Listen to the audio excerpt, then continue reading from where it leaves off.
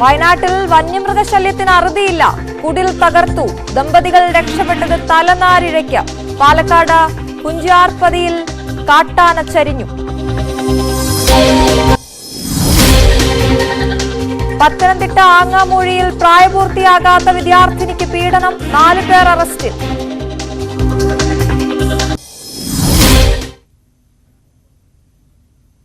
സകലമാന കേരളത്തിലേക്ക് വിശദമായി. ഗോവ ഗവർണർ PS ശ്രീധരൻപിള്ളയുടെ വാഹന വ്യൂഹത്തിലേക്ക് കാർ ഓടിച്ചു കയറ്റിയ സംഭവം ഗോവ രാജ്ഭവൻ അന്വേഷിക്കും. ഗോവ രാജ്ഭവൻ കോഴിക്കോട് കമ്മീഷണർക്ക് പരാതി നൽകും. CPM കോഴിക്കോട് ജില്ലാ സെക്രട്ടറി P മോഹനന്റെ മകൻ ജൂലിയസ് നികിദാസ് ആണ് കാർ ഓടിച്ചത്. ഇയാളെയും കാറും കസബ പോലീസ് കസ്റ്റഡിയിലെടുത്ത് കേസെടുക്കാൻ തീരുമാനിച്ചെങ്കിലും പിന്നീട് 1000 രൂപ പിഴ ഈടാക്കി വാഹനം വിട്ടുകൊടുത്തിരുന്നു. VVIPയുടെ വാഹനത്തിന് മാർഗതടസ്സമുണ്ടാക്കിയതിനാണ് പിഴ ഈടാക്കിയത്. വിവരങ്ങളുമായി MS അനീഷ് കുമാർ ചേരുന്നു. അനീഷ്, എന്തായാലും ഗോവ രാജ്ഭവൻ ഈ കേസ് അന്വേഷിക്കുമെന്നാണ് പറയുന്നത്. ഇവിടെ 1000 രൂപ പിഴയിൽ വാഹനവും കാറും ഒക്കെ വിട്ടുകൊടുത്തിരുന്നു.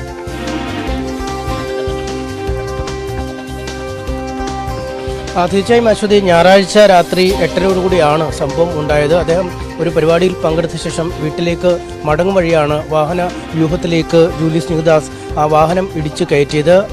ഒപ്പമുണ്ടായിരുന്ന സുരക്ഷാ ഉദ്യോഗസ്ഥർ ഇയാൾക്ക് മുന്നറിയിപ്പ് നൽകിയിരുന്നുവെന്നാണ് രാജ്ഭവനുമായി ബന്ധപ്പെട്ട വൃത്തങ്ങൾ പറയുന്നത്. പക്ഷേ ഇത് അവഗണിച്ചുകൊണ്ട് ഈ യുവാവ് വാഹന വ്യൂഹം ഗവർണറുടെ വാഹന വ്യൂഹത്തിനകത്തേക്ക് വാഹനം കൊണ്ടുവരികയായിരുന്നു എന്നാണ് പറയുന്നത്. എന്തായാലും ആ സമയത്ത് തന്നെ പോലീസുകാർ വളരെ പെട്ടെന്ന് നടപടിയെടുക്കാൻ ആരംഭിച്ചെങ്കിലും പിന്നീടാണ് CPM ജില്ലാ സെക്രട്ടറിയുടെ മകനാണ് എന്ന് കണ്ടയച്ച് 1000 രൂപ പിഴ ഈടാക്കി വിട്ടയക്കുകയായിരുന്നു എന്നാണ് പരാതി ഉയർന്നിരിക്കുന്നത്. എന്തായാലും ഗോവ രാജ്ഭവൻ ഇക്കാര്യത്തിൽ വളരെ ഗൗരവമായ നടപടികളുമായി മുന്നോട്ട് പോകുന്നുവെന്നാണ് മനസ്സിലാക്കാൻ കഴിയുന്നത്. ഇതിനകം തന്നെ ഈ കേസിൽ അന്വേഷണം ആരംഭിച്ചു കഴിഞ്ഞതിനൊപ്പം സിറ്റി പോലീസ് കമ്മീഷണർക്ക് രാജ്ഭവൻ ഔദ്യോഗികമായി ഇന്ന് തന്നെ പരാതി നൽകുമെന്നും നമുക്ക് മനസ്സിലാകുന്നു. എന്തായാലും വലിയ സുരക്ഷാ വീഴ്ചയാണ് ഉണ്ടായതെന്ന് സ്പെഷ്യൽ ബ്രാഞ്ച് സിറ്റി പോലീസ് കമ്മീഷണർക്ക് റിപ്പോർട്ട് നൽകുകയും ചെയ്തിരുന്നു. Z കാറ്റഗറിയിലുള്ള വ്യക്തിയാണ് ഗോവ ഗവർണർ. അദ്ദേഹം പോകുന്ന ഇടങ്ങളിൽ ഇത്തരത്തിലെ സുരക്ഷാ വീഴ്ചകൾ അതീവ ഗൗരവമായി പരിഗണിക്കേണ്ട കുറ്റകൃത്യമാണ് എന്ന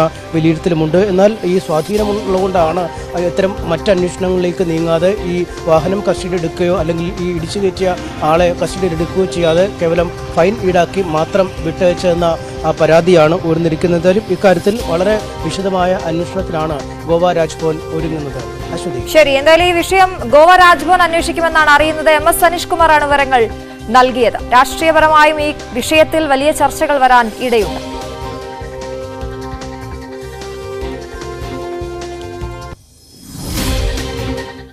നമ്മളിനി പോകുന്നത് ആലപ്പുഴയിലേക്കാണ്. ആലപ്പുഴ വനിതാ ശിശു ആശുപത്രിക്കെതിരെ വീണ്ടും ഗുരുതര പരാതി വന്നിരിക്കുകയാണ്. പ്രസവം നിർത്തൽ ശസ്ത്രക്രിയക്കിടെ യുവതി മരിച്ചതിന് പിന്നാലെ 5ാം നാൾ മറ്റൊരു യുവതിയും ഗുരുതരാവസ്ഥയിലായിരിക്കുകയാണ്. അവിടെ പ്രസവ ശസ്ത്രക്രിയക്കിടെ ഗുരുതരാവസ്ഥയിലെത്തിയത് കൈനഗരി സ്വദേശി അഞ്ജലിയാണ്. ശസ്ത്രക്രിയക്കിടെ ശ്വാസം കിട്ടാതായതായി യുവതി ന്യൂസ് 8നോട് പറഞ്ഞു. അനസ്തേഷ്യയിലെ പിഴവാണ് ഹൃദയ സംബന്ധമായ തകരാർ ഉണ്ടാക്കിയതെന്ന് കുടുംബം ആരോപിക്കുന്നു. ആരോഗ്യവകുപ്പിന്റെ അന്വേഷണം നടക്കുന്നതിനിടയിലാണ് ദിവസങ്ങൾക്കുള്ളിൽ 2ാമത്തെ പരാതിയും ഉയർന്നിരിക്കുന്നത്.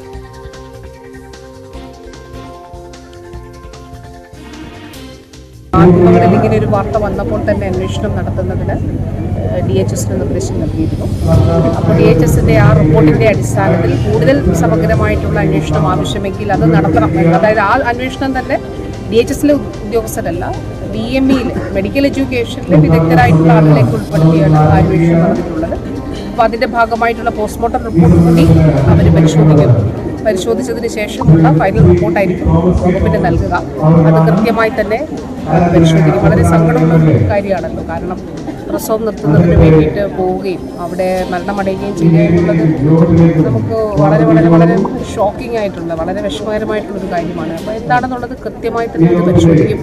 അതുകൊണ്ടാണ് പരാതി ലഭ്യമാകുന്നതിന് മുൻപ് തന്നെ ഇതിനെ അന്വേഷിക്കാൻ ചുമതലപ്പെടുത്തിയിരുന്നു. വിവരങ്ങളുമായി ശരണ്യ സ്നേഹജനാണ് ചേരുന്നത്. ശരണ്യ, ഈ ആലപ്പുഴ വനിതാ ശിശു ആശുപത്രിക്കെതിരെ നേരത്തെയും ഇത്തരത്തിൽ സമാനമായ പരാതി ഉണ്ടായി. അന്ന് യുവതി മരിക്കുകയുണ്ടായി. ഇപ്പോൾ ഈ അനസ്തേഷ്യയ്ക്ക് പിന്നാലെ ഗുരുതരാവസ്ഥയിലേക്ക് പോയി എന്ന് പറയുമ്പോൾ കുടുംബം എന്തൊക്കെ കാര്യങ്ങളാണ് പറയുന്നത്? എന്താണ് നമ്മൾ മനസ്സിലാക്കേണ്ടത്?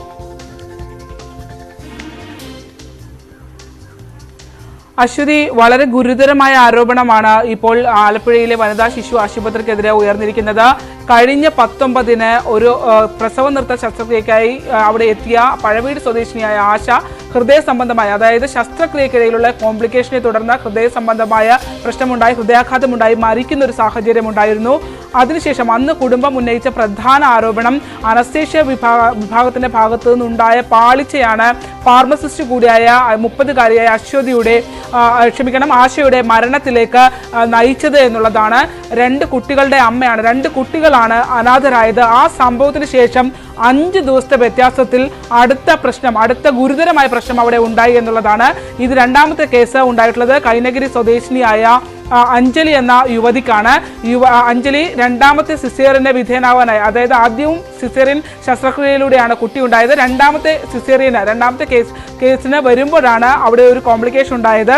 അതായത് അനസ്തേഷ്യയ്ക്ക് ശേഷം സിസേറിയൻ ശസ്ത്രക്രിയ നടക്കുന്നതിനിടയിൽ തനിക്ക് നെഞ്ചിന് ബുദ്ധിമുട്ടുണ്ടാവുകയും ശ്വാസം നഷ്ടപ്പെടുന്ന സാഹചര്യത്തിലേക്ക് പോവുകയും ചെയ്തു എന്ന് പറയുന്നു. അപ്പോഴും കുടുംബത്തെ ഈ വിവരം അറിയിക്കുന്നില്ല. അതായത് അഞ്ജലിയുടെ ഭർത്താവ് പ്രമോദ് ഉൾപ്പെടെയുള്ള ആളുകൾ പുറത്തുണ്ടായിരുന്നു. പക്ഷെ അവരോട് ഇതിന്റെ ഒരു സങ്കീർണതയെക്കുറിച്ച് പറയുന്നില്ല. വൈകുന്നേരത്തോടുകൂടി ഹൃദയ സംബന്ധമായ ഗുരുതരമായ പ്രശ്നത്തിലേക്ക് അഞ്ജലി നീങ്ങുകയും ചെയ്തു. അപ്പോഴും അതിന്റെ ഒരു കാഠിന്യത്തെക്കുറിച്ച് ആ കുടുംബത്തോട് പറയുന്നില്ല. പിന്നീട് വണ്ടാനം മെഡിക്കൽ കോളേജിൽ എത്തുമ്പോഴാണ് മരണാസന്നയായ സാഹചര്യത്തിലേക്ക് ആണ് ഇപ്പോൾ അഞ്ജലി എത്തിയിട്ടുള്ളത് എന്നുള്ള കാര്യം ഡോക്ടർമാർ കുടുംബത്തോട് വ്യക്തമാക്കുന്നത്. പിന്നീട് അവിടെ വെച്ച് ആ കൊണ്ടുവന്ന സാഹചര്യത്തിൽ തന്നെ അപ്പോൾ തന്നെ കാർഡിയക് ഐസിയുവിലേക്ക് അഞ്ജലിയെ മാറ്റുകയായിരുന്നു. 10 ദിവസമാണ് അഞ്ജലി കാർഡിയക് ഐസിയുവിൽ തീവ്രപരിചരണ വിഭാഗത്തിൽ ചികിത്സ നേടിയത്. ECGയിലടക്കം വലിയ വേരിയേഷനുമായിട്ടാണ് ആശുപത്രിയിലേക്ക് എത്തുന്നത്. അവരും ഉന്നയിക്കുന്നത്, ആശയുടെ കുടുംബം ഉന്നയിക്കുന്നത് പോലെ തന്നെ സമാനമായ പരാതിയാണ്. അതായത് അനസ്തേഷ്യയ്ക്ക് ശേഷമാണ് ഈ കോംപ്ലിക്കേഷൻസ് ഉണ്ടായിട്ടുണ്ടെന്നാണ്. ആശയുടെ കേസ് പരിഗണിക്കുകയാണെങ്കിലും അഞ്ജലിയുടെ കേസ് പരിഗണിക്കുകയാണെങ്കിലും 2 പേർക്കും മുൻപ് ഹൃദയ സംബന്ധമായി യാതൊരുവിധ തകരാറുകളും ഉണ്ടായിരുന്ന ആളുകളല്ല. ഇതിനു മുമ്പ് ശസ്ത്രക്രിയയ്ക്ക് അടക്കമുള്ള കാര്യങ്ങൾക്ക് വിധേയരായിട്ടുമുണ്ട്. എന്തായാലും ആരോഗ്യവകുപ്പ് ആശയുടെ കേസിൽ അന്വേഷണം ആരംഭിച്ച ദിവസങ്ങൾക്കുള്ളിലാണ് അടുത്ത ഗുരുതരമായ പരാതി WNC ആശുപത്രിയെ കുറിച്ച് ഇപ്പോൾ ഉയർന്നിരിക്കുന്നത്. സ്നേഹജൻ ആലപ്പുഴയിൽ നിന്നും. മറ്റു വാർത്തകളിലേക്ക്. ഡോക്ടർ വന്ദന കൊലക്കേസ് CBI അന്വേഷിക്കില്ല. CBI അന്വേഷിക്കണമെന്ന ആവശ്യം ഹൈക്കോടതി തള്ളി. വന്ദനയുടെ പിതാവിന്റെ ഹർജിയാണ് ഹൈക്കോടതി തള്ളിയത്. CBI അന്വേഷണം വേണ്ടെന്ന സംസ്ഥാന സർക്കാരിന്റെ വാദം കോടതി അംഗീകരിക്കുകയായിരുന്നു. പ്രതി സന്ദീപിന്റെ ജാമ്യ ഹർജിയും തള്ളി.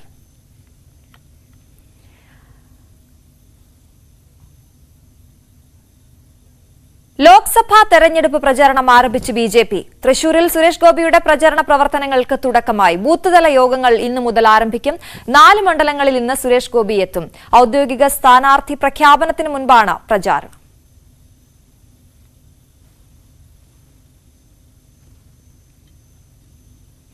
മലങ്കര കത്തോലിക്ക സഭ പത്തനംതിട്ട രൂപത അധ്യക്ഷനുമായി കൂടിക്കാഴ്ച നടത്തി കെ സുരേന്ദ്രൻ.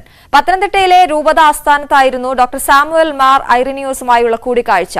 ലോക്സഭാ തെരഞ്ഞെടുപ്പിന്റെ പശ്ചാത്തലത്തിൽ ന്യൂനപക്ഷങ്ങളെ ഒപ്പം നിർത്തുന്നതിന്റെ ഭാഗമായാണ് സന്ദർശനം.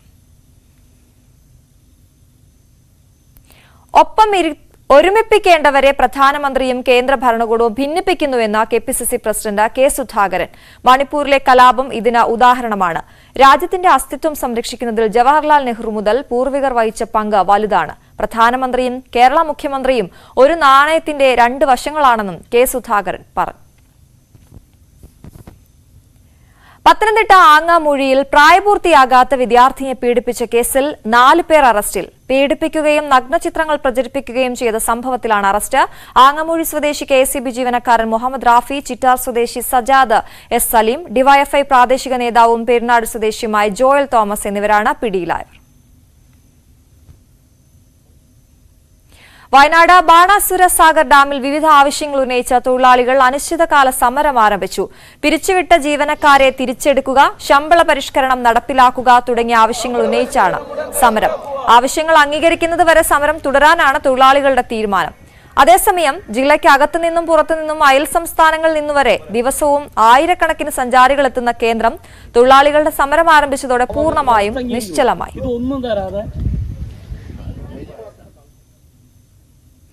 ഇടുക്കി വണ്ടിപ്പെരിയാർ വള്ളക്കടവ് വഞ്ചിവയൽ ആദിവാസി കോളനിയിലേക്കുള്ള അടിസ്ഥാന സൗകര്യങ്ങൾ വർദ്ധിപ്പിക്കണമെന്നാവശ്യപ്പെട്ട് ആദിവാസി ഊരുമൂപ്പൻ നടത്തിവന്നിരുന്ന നിരാഹാര സമരം അവസാനിപ്പിച്ചു. കോളനിയിലേക്കുള്ള റോഡ് ഉൾപ്പെടെയുള്ള അടിസ്ഥാന സൗകര്യങ്ങൾ മെച്ചപ്പെടുത്തണമെന്ന അധികൃതരുടെ ഉറപ്പ് ലഭിച്ചതോടെയാണ് നിരാഹാര സമരം അവസാനിപ്പിച്ചത്. ആദിവാസി ഊരുമൂപ്പൻ അജയന്റെ സമരം 3ാം ദിവസത്തിലേക്ക് കടന്നതോടെയാണ് വിഷയത്തിൽ പീരുമേട് MLA വാഴൂർ സോമന്റെ ഓഫീസ് ഇടപെട്ടത്. മലപ്പുറം പൊന്നാനിയിൽ വെളിയങ്കോട് നേർച്ചയ്ക്കെത്തിയ ആന കനാലിൽ നിന്ന് കയറാതെ പാപ്പാനെ ചുറ്റിച്ചത് 2 മണിക്കൂർ. കോഴിക്കോട് നിന്ന് നേർച്ചയ്ക്കായി എത്തിച്ച അക്കരമേൽ മോഹനൻ എന്ന ആനയാണ് കനോലി കനാലിലെ വെള്ളത്തിൽ 2 മണിക്കൂറോളം കിടന്നത്. പുറങ്ങിൽ നിന്ന് രാവിലെ വെളിയങ്കോട് സൂറത്ത് ജറാത്തിലെ കൊടിമരത്തിൽ ഉയർത്താനുള്ള കാഴ്ചക്കൊടിയുമായി പോവുകയായിരുന്നു. പാലമില്ലാത്തതിനാൽ വർഷം തോറും കനോലി കനാൽ നീന്തിയാണ് വെളിയങ്കോട് നേർച്ചയ്ക്ക് കൊടിയുമായി പോകുന്നത്. ഇതിനിടെയാണ് ആന മറുകര കയറാതെ 2 മണിക്കൂർ കനാലിൽ നിലയുറപ്പിച്ചത്. പാപ്പാന്മാരുടെ മണിക്കൂറുകളുടെ പരിശ്രമത്തിനൊടുവിലാണ് ആന കരകയറിയത്.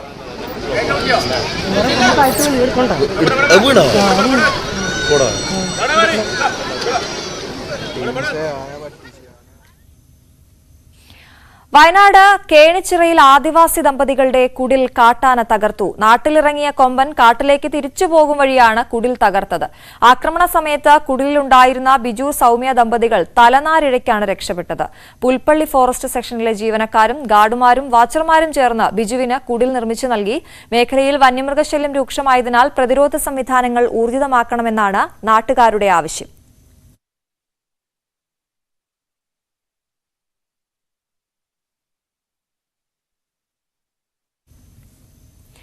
പാലക്കാട് മംഗലം ഡാം കുഞ്ചിയാർപതിയിൽ കാട്ടാനയെ ചരിഞ്ഞ നിലയിൽ കണ്ടെത്തി. കഴിഞ്ഞ ദിവസങ്ങളിൽ സ്വകാര്യ തോട്ടത്തിൽ കണ്ട പിടിയാനയാണ് ചരിഞ്ഞത്. പ്രായാധിക്യമാണ് മരണകാരണമെന്നാണ് വനംവകുപ്പിന്റെ പ്രാഥമിക നിഗമനം. രാത്രിയിൽ ചികിത്സ നൽകാൻ വനപാലകർ ശ്രമിച്ചെങ്കിലും ഫലമുണ്ടായില്ല.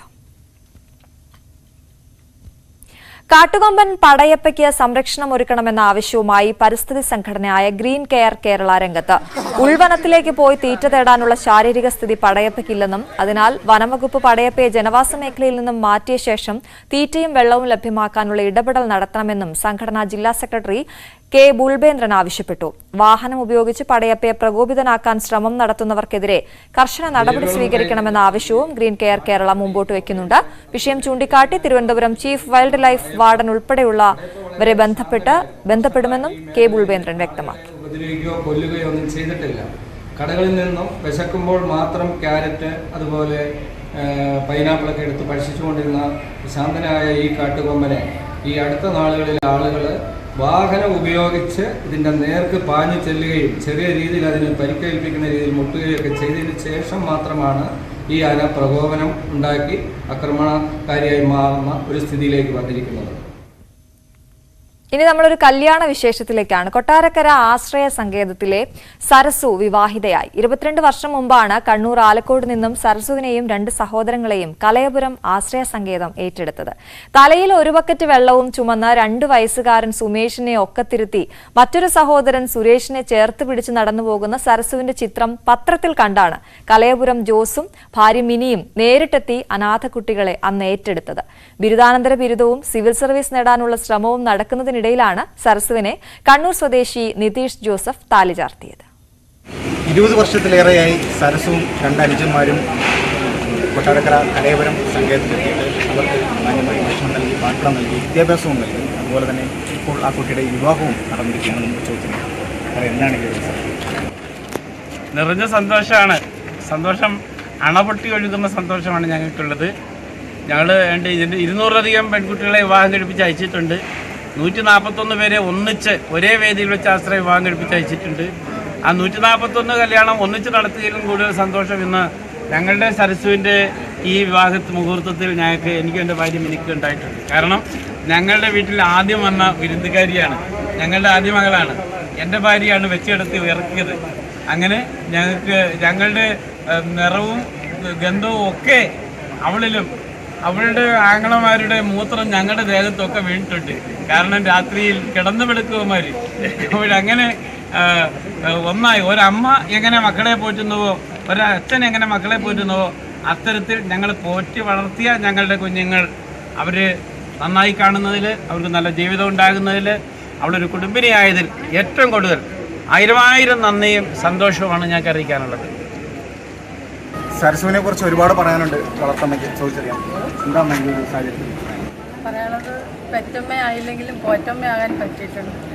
പിന്നെ അവളെ വളർത്തി ഇത്രയൊക്കെ ആയി ഇന്നൊരു പുതിയ ജീവിതത്തിലേക്ക് പ്രവേശിക്കുന്നു. എൻ്റെ സന്തോഷം, ഇടപ്പം സങ്കടമുണ്ട്. വിട്ടുപോകുന്നതിൽ സന്തോഷം. 22 വർഷം ഞങ്ങളുടെ കൂടെ തന്നെ ആയിരുന്നല്ലോ. ഞങ്ങളുടെ ആദ്യത്തെ മകളായിട്ട് വന്നു. ഇന്നിപ്പോൾ അവള് ഒരാളുടെ തുണയായിട്ട് പോകുമല്ലോ. ഇച്ചിരി കുറുമ്പായിരുന്നു, ഇച്ചിരി കുശുമ്പായിരുന്നു. കാരണം അവള് വന്ന ആദ്യത്തെ ആ ഒരു സ്വാർത്ഥതയുണ്ട്. അവൾക്ക് സ്നേഹം അവൾക്ക് മാത്രം കിട്ടണം. ഈ ബാക്കി കുട്ടികളോട് ഞങ്ങൾ കൂടുതൽ സ്നേഹിക്കുക, വിളിച്ച് സംസാരിക്കുക, പിന്നെ 2 ദിവസത്തേക്ക് എന്നോട് മിണ്ടത്തില്ല. അപ്പോൾ അങ്ങനത്തെ സ്നേഹത്തിലൊരു ഭയങ്കര സ്വാർത്ഥതയുള്ള ആളാണ്. പക്ഷെ അതുപോലെ അവൾക്ക് നമ്മളോട് മനസ്സിൻ്റെ ഇതിൽ ഹൃദയം കൊണ്ട് ഭയങ്കര അടുപ്പമാണ്. അത് നമുക്ക് മറ്റൊരാളിലും കാണാൻ പറ്റാത്തൊരു സ്നേഹം അവളിലുണ്ട്. അത് ഇന്നലെ അവൾ കഴിഞ്ഞ ആഴ്ച മുതലേ കരഞ്ഞു തുടങ്ങി. എന്നോട് പറഞ്ഞു, പപ്പയമ്മ എൻ്റെ കൂടെ വരണം, ഇന്ന് ഞങ്ങൾ പോകുമ്പോൾ നീ പൊക്കോ, ഞങ്ങൾ വരുമെന്ന് പറഞ്ഞു. ജീവിതത്തെ വെല്ലുവിളിയോടെ ഏറ്റെടുത്താണ് സരസുവിനുണ്ട് ഒരുപാട് കാര്യങ്ങൾ പറയുന്നത്. എപ്പോഴും പറയുന്നത് സന്തോഷം. കാരണം ഇതൊന്നും ലൈഫിൽ പ്രതീക്ഷിച്ച് വന്നതല്ല. എവിടെയോ തീരേണ്ട ഒരു ജീവിതമായിരുന്നു. പക്ഷെ ഇന്ന് എല്ലാ സൗഭാഗ്യങ്ങളും ഒരുമിച്ച് കിട്ടിയപ്പോൾ ഇതെങ്ങനെ പറയണം എനിക്കറിയില്ല. എനിക്ക് സന്തോഷം. എന്താ ഇവരോട് പറയാനുള്ളത്? അറിയില്ല എങ്ങനെ പറയണം.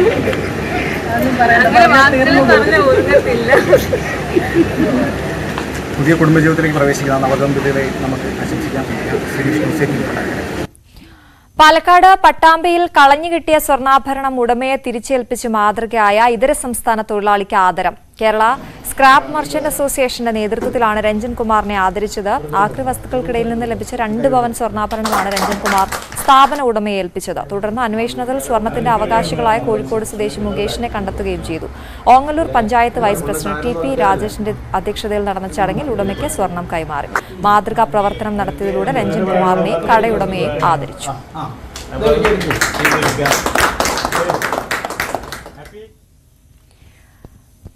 മൂവാറ്റുപുഴയിൽ വാക്ക് തർക്കത്തെ തുടർന്ന് ഇതര സംസ്ഥാന തൊഴിലാളി കുത്തേറ്റ് മരിച്ചു. ബംഗാൾ സ്വദേശി റക്കീബുള്ളാണ് മരിച്ചത്.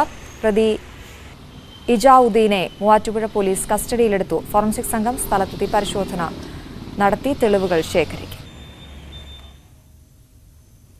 തിരുവനന്തപുരം കഴക്കൂട്ടം എലിവേറ്റഡ് ഹൈവേയിൽ ലോറികൾ കൂട്ടിയിടിച്ച അപകടം. തമിഴ്നാട്ടിൽ നിന്നും ആറ്റിങ്ങലിലേക്ക് ചല്ലി കയറ്റി വന്ന ടോറസ് ലോറികളാണ് അപകടത്തിൽപ്പെട്ടത്.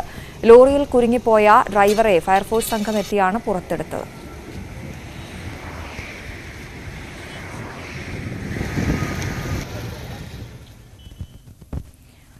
കൊല്ലം കുളക്കടയിൽ ബൈക്കുകൾ കൂട്ടിയിടിച്ച് യുവാവ് മരിച്ചു. ഏറത്ത് കുളക്കട സ്വദേശിയാണ് മരിച്ചത്. ഇന്നലെ രാത്രി 11 മണിയോടെ ഏറത്ത് കുളക്കട ലക്ഷം വീട് ജംഗ്ഷനിലായിരുന്നു അപകടം. ഷാജി സഞ്ചരിച്ച ബൈക്കിലേക്ക് ഏനാത്ത് ഭാഗത്തു നിന്നും വന്ന മറ്റൊരു ബൈക്ക് ഇടിക്കുകയായിരുന്നു. പ്രവാസിയായ ഷാജി ലീവിന് നാട്ടിലെത്തി തിരികെ മടങ്ങാനിരിക്കെയാണ് അപകടം സംഭവിച്ചത്. സംഭവത്തിൽ പുത്തൂർ പോലീസ് കേസെടുത്തു.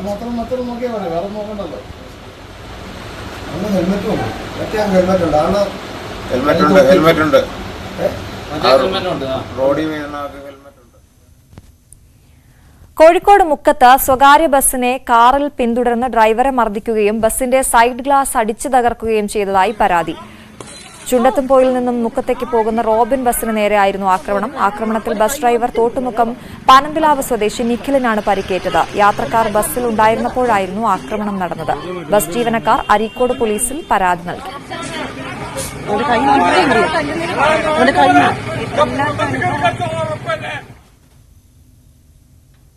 കോഴിക്കോട് കാരശ്ശേരിയിൽ മുക്കം കേരള ബാങ്കിന് മുന്നിൽ സൂചനാ സമരം നടത്തി ക്ഷീര കർഷകർ. പശു വളർത്തലിന് വായ്പയെടുത്തിട്ട് സബ്സിഡി ലഭിക്കാത്തതിനെ തുടർന്നാണ് കർഷകർ സമരവുമായി എത്തിയത്. കാരശ്ശേരി ഗ്രാമപഞ്ചായത്തിലെ വിസ്മയ സ്വാശ്രയ സംഘത്തിലെ കർഷകരാണിവർ.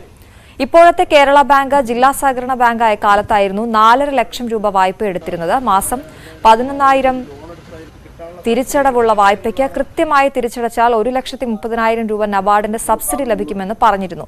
എന്നാൽ വായ്പ കൃത്യമായി അടച്ചിട്ടും സബ്സിഡി ലഭിച്ചില്ലെന്ന് കർഷകർ പറയുന്നു. സബ്സിഡി നൽകാൻ തയ്യാറായില്ലെങ്കിൽ കൂടുതൽ ജനങ്ങളെ അണിനിരത്തി ശക്തമായ സമരങ്ങൾക്ക് നേതൃത്വം നൽകാനാണ് തീരുമാനം. മറ്റു വാർത്തകൾ ഇടവേളയ്ക്ക് ശേഷം.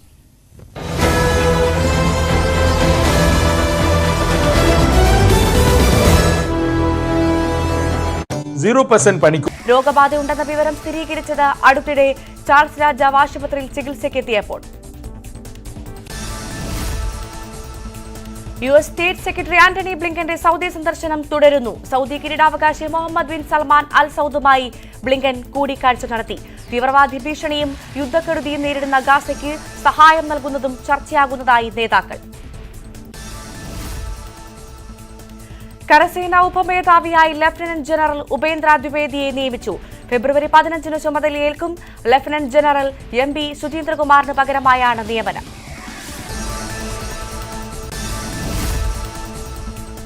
ഉത്തർപ്രദേശിലെ ഗ്യാൻവാബി പള്ളിയിലെ മറ്റു നിലവറകളിൽ പുരാവസ്തു വകുപ്പ് സർവേ നടത്തണമെന്ന ഹർജി ഇന്ന് പരിഗണിക്കും. കോടതിയിലെ സമീപിച്ചത് പള്ളിയിൽ സർവേക്ക് നയിച്ച 5 സ്ത്രീകളിൽ ഒരാളായ രാഖി സിംഗ്. പള്ളിയിൽ രഹസ്യ നിലവറകളുണ്ടെന്ന് പറയുന്ന ഹർജിയിൽ മുഴുവൻ സത്യവും വെളിപ്പെടുത്തുന്നതിന് പൂർണ്ണ സർവേ നടത്തണമെന്നും ആവശ്യം. ഇന്ത്യ സഖ്യം അധികാരത്തിലെത്തിയാൽ ജാതി സെൻസസ് നടത്തുമെന്ന് രാഹുൽ ഗാന്ധി. 50% സംവരണ പരിധി എടുത്തുകളയും. ദളിതരും ഗോത്രവിഭാഗക്കാരും കടുത്ത തൊഴിൽ അടിമത്തമാണ് നേരിടുന്നതെന്നും രാഹുൽ.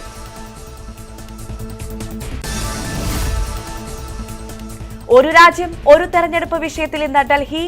സമിതി അധ്യക്ഷൻ രാംനാഥ് കോവിന്ദിന്റെ അധ്യക്ഷതയിലാണ് യോഗം. ലോക്സഭാ നിയമസഭാ തെരഞ്ഞെടുപ്പുകൾ ഒരുമിച്ച് നടത്തുന്നതിന്റെ സാധ്യതകൾ തേടും.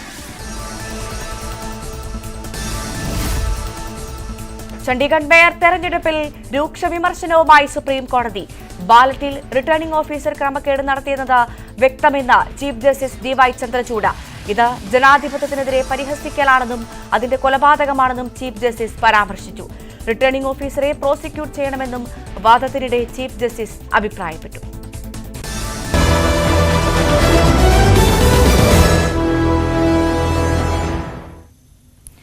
വീണ്ടും സകലമാന കേരളത്തിലേക്ക്. സ്വന്തം നാട്ടിലെ വാർത്തകൾ റിപ്പോർട്ട് ചെയ്യാൻ ഞങ്ങളുടെ റിപ്പോർട്ടർമാർക്കൊപ്പം സെലിബ്രിറ്റികളും ഉണ്ടാകും. കലാ, സാംസ്കാരിക, സിനിമ, രാഷ്ട്രീയ രംഗങ്ങളിലെ പ്രമുഖ റിപ്പോർട്ടർമാരായി നിങ്ങളിലേക്ക് എത്തുന്നു.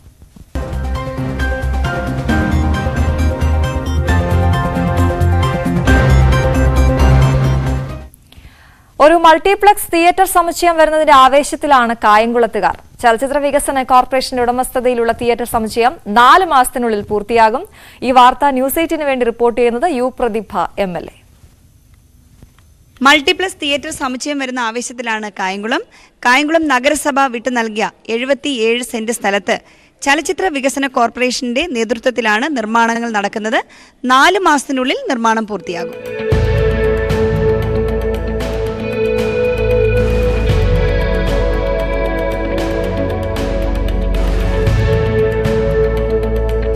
ഓണാട്ടുകരയിലെ സിനിമാ പ്രേമികളുടെ ചിരകാല സ്വപ്നമായ കായംകുളം മൾട്ടിപ്ലക്സ് തിയേറ്റർ യാഥാർത്ഥ്യത്തിലേക്ക്. അവസാനഘട്ട മിനുക്കുപണികളുമായി നിർമ്മാണ പ്രവർത്തനങ്ങൾ അതിവേഗം പുരോഗമിക്കുകയാണ്. 3 തിയേറ്ററുകളും വ്യാപാര സമുച്ചയവും അടങ്ങുന്നതാണ് തിയേറ്റർ കോംപ്ലക്സ്. 15.03 കോടി രൂപ ചെലവിൽ 32,000 ചതുരശ്ര അടി വിസ്തീർണത്തിലാണ് തിയേറ്റർ സമുച്ചയം ഉയരുന്നത്. തിയേറ്റർ 1-ൽ 200ഉം മറ്റ് 2-ൽ 152 വീതം ഇരിപ്പിടങ്ങളാണ് സജ്ജമാക്കിയിരിക്കുന്നത്. അത്യാധുനിക രീതിയിലുള്ള 4K projection, Dolby Atmos sound, multi level acoustic interior, ത്രിമാന ചിത്രങ്ങൾ പ്രദർശിപ്പിക്കുവാൻ കഴിയുന്ന തരത്തിലുള്ള സിൽവർ സ്ക്രീൻ എന്നിവയാണ് പ്രത്യേകതകൾ. 100ഓളം വാഹനങ്ങൾക്ക് ഒരേ സമയം പാർക്ക് ചെയ്യുന്നതിനുള്ള സൗകര്യങ്ങളും ഉണ്ടായിരിക്കും. കേരള സംസ്ഥാന ചലച്ചിത്ര വികസന കോർപ്പറേഷന്റെ ഉടമസ്ഥതയിലുള്ള തിയേറ്ററുകൾ 4 മാസത്തിനുള്ളിൽ തുറന്നു കൊടുക്കാനാവുമെന്ന് പ്രതീക്ഷിക്കുന്നു. കായംകുളത്തെ ജനങ്ങൾക്ക് പുതുവർഷ സമ്മാനമായി ആകും തിയേറ്റർ കോംപ്ലക്സ് പ്രവർത്തനം ആരംഭിക്കുക. മികച്ച ദൃശ്യാനുഭവം ജനങ്ങൾക്ക് നൽകുന്ന ഈ സ്ഥാപനം കായംകുളത്തിന്റെ മുഖച്ഛായ തന്നെ മാറ്റും എന്നതിൽ സംശയമില്ല. ന്യൂസ് 8 വേണ്ടി യു പ്രതിഭ. വരും ദിവസങ്ങളിൽ യു പ്രതിഭയെ പോലെ നിരവധി പ്രമുഖർ ന്യൂസ് 8 റിപ്പോർട്ടർമാരായി നിങ്ങൾക്ക് മുന്നിലേക്ക് എത്തും സകലമാന കേരളത്തിലൂടെ. മറ്റു വാർത്തയിലേക്ക് പോവുകയാണ്. തൃശൂർ തെച്ചിക്കോട്ടുകാവ് ക്ഷേത്ര മൈതാനിക്ക് വെളിച്ചം പകരാൻ ഹൈമാസ് ലൈറ്റ് 6 ഏക്കറുള്ള മൈതാനത്താണ് ഹൈമാസ് ലൈറ്റ് സ്ഥാപിച്ചത്. വടക്കാഞ്ചേരി MLA സേവ്യർ ചിറ്റിലപ്പള്ളി ലൈറ്റ് ഉദ്ഘാടനം ചെയ്തു. MLA ആസ്തി വികസന ഫണ്ട് ഉപയോഗിച്ചാണ് ഹൈമാസ് ലൈറ്റ് സ്ഥാപിച്ചത്. ആശംസിച്ച വൈസ് പ്രസിഡന്റ് ലെനിൻ ചേട്ടന് നന്ദി രേഖപ്പെടുത്തുന്നു.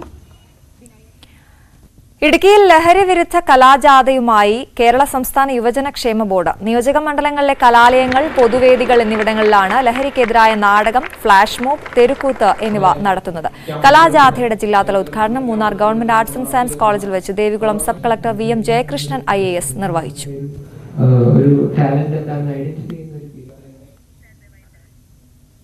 സകലമാന കേരളം പൂർണ്ണമാകുന്നു. നമസ്കാരം.